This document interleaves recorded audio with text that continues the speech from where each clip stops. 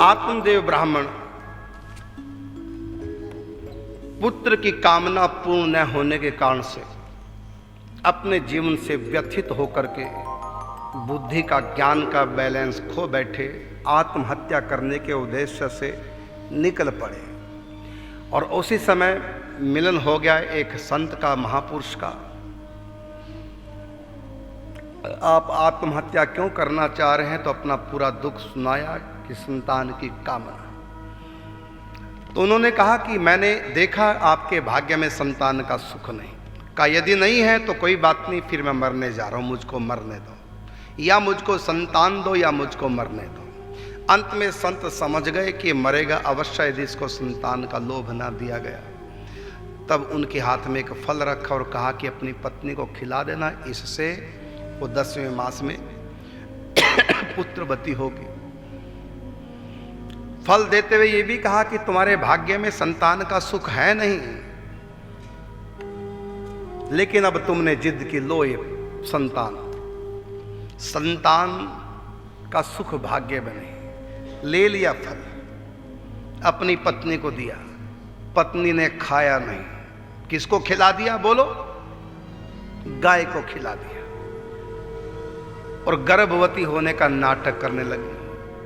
बहन का पुत्र जब हुआ वो गोद ले लिया।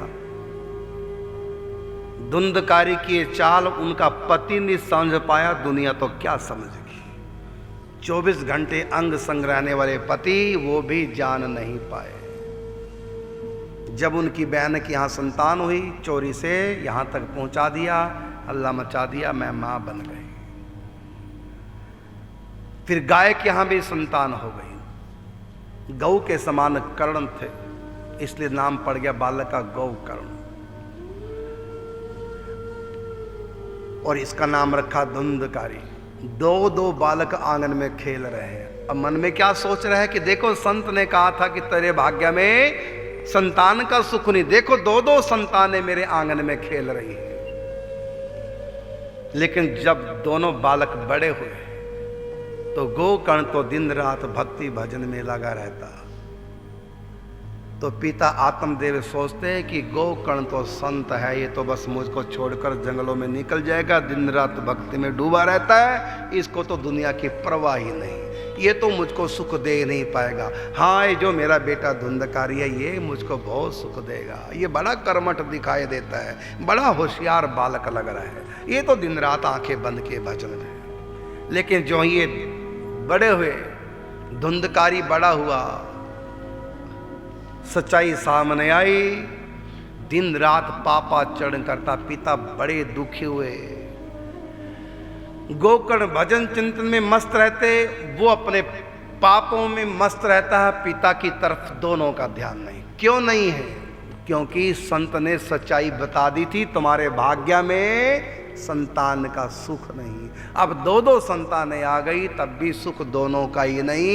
एक दिन रात भक्ति में डूबा, उसको दुनिया की परवाह नहीं, ना चाह ना परवाह। और गोकर्ण धुंधकारी ये पापों में लिप्त हो गया।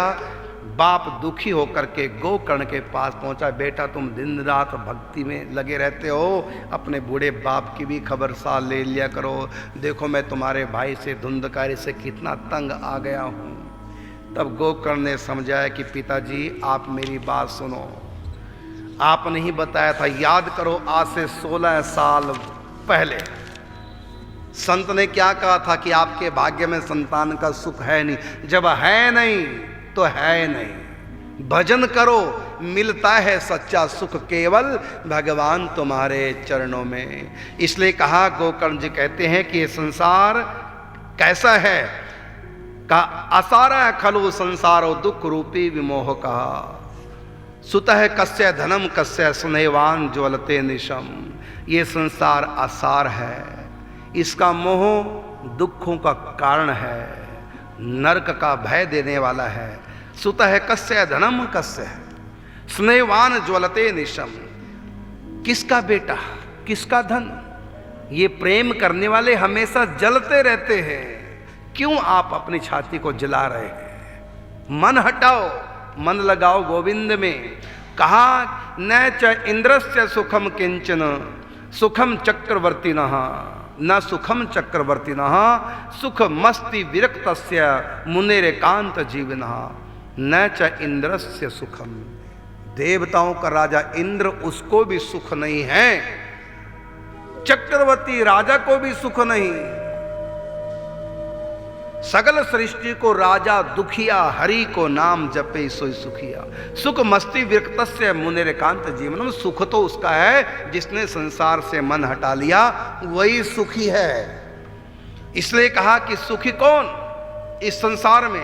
कहते हैं मुनेरेकांत जीवना। वो मुनि, वो संत जो एकांत में रहते हैं, संसार से संबंध तोड़कर, वो तो शांत बैठे हैं। बाकी दुनिया में चाहे अरबों खरबों पति बन जाओ, इंद्र बन जाओ, अशांति रहेगी। गरीब कहे धनवान सुखी, धनवान कहे सुख राजा को भारी, राजा कहे महाराजा सुखी, महाराजा कहे सुख इंद्र को भारी, वो इंद्र कहे ब्रह्मा जी सुखी, ब्रह्मा जी कहे सुख विष्णु को भारी, और तुलसीदास विचार कहे हरि भजन बिना सब जीव दुखारी। कोई तन दुखी, कोई मन दुखी, कोई धन के बिना निराश, और थोड़े थोड़े सब दुखी, सुखी राम के दास। जो तेरे सहारे रहते हैं, हर बात निराली है उनकी, हर रोज दशहरा है उनका, हर रात दिवाली है उनकी। इसलिए पिताजी मुंचा ज्ञानम प्रजा रूपम मोहतो नरके गति ही। मुंचा ज्ञानम, इस अज्ञान को छोड़ो। प्रजा रूप संतान की कामना, ये मोह, ये नरके गति, नरक को देने वाला है। इसलिए कहा कि सर्वम त्यक्त्वा वनम ब्रजेत, सबको छोड़ करके वन में जाओ। यदि बनना है तो बन जाओ, बिगड़ना है यहां रहो। तब कहा बेटा मैं क्या करूं वन में जाके? तो कहा पिताजी समझो मेरी बात। क्या? देहे स्थित मास रुद्रे अभिमतिम त्यजत्वम, जाया सुतादिषु सदा ममताम विमुंच, पश्यानिशम जगदिदम क्षण भंगु निष्ठम, वैराग्य राग रसिको भव भक्ति निष्ठा, धर्मम भजस्व सततम त्यज लोक धर्मान, सेवस्य साधु पुरुषान जहि काम तृष्णाम, अन्यस्य दोष गुण चिंतन माशु मुक्त्वा, सेवा कथा रस मोम नितराम पिबत्वम। पिताजी ये शरीर हड्डी मांस का है, ये आप नहीं, आप तो आत्मा हैं। और ये जो पत्नी पुत्र हैं, ये सब इनकी ममता छोड़ो। ना तो आप शरीर हैं और ना ये सब आपके हैं। आप आत्मा हैं और आपके केवल परमात्मा हैं। पश्चानिशम जगदिदम क्षण भंगु निष्ठम, इस संसार को, संपत्ति को, व्यक्ति को, वस्तु को, परिस्थिति को, सबको क्षण भंगुर जान करके, वैराग्य राग रसिक को भव भक्ति निष्ठा, वैराग्य के राग से रसिक होकर के, भक्ति के अनुराग से रसिक होकर के भक्ति निष्ठा धारण करो। भजस्व धर्मम भजस्व सतम त्यज लोक धर्माम, धर्मान अर्थात लौकिक कर्तव्यों का प्रत्याग करके इस बुढ़ापे में अब तो भक्ति करनी चाहिए। भजस्व धर्मम भजस्व, सबसे बड़ा धर्म आपके लिए है, भक्ति करो, भजन करो। पिताजी बहुत जी लिया है, अब जाना भी है, जाने से पहले जाने की तैयारी करो। उसके बाद निकल जाते हैं, भक्ति करके भगवान को पा लेते हैं, और ये निकल जाते हैं तीर्थ यात्रा पे गोकर्ण, और ये पीछे वैष्णव के चक्कर में पड़ करके मारा जाता, प्रेत योनि में भटकता है, और अंत में गोकर्ण को पता चलता है इनके लिए सब कुछ किया लेकिन प्रेत योनि से छुटकारा नहीं।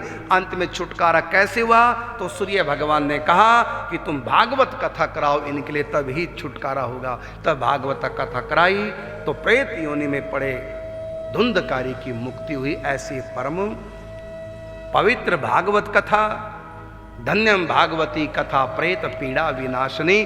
धन्य है भागवत की कथा जो प्रेत की पीड़ा का विनाश कर दिया।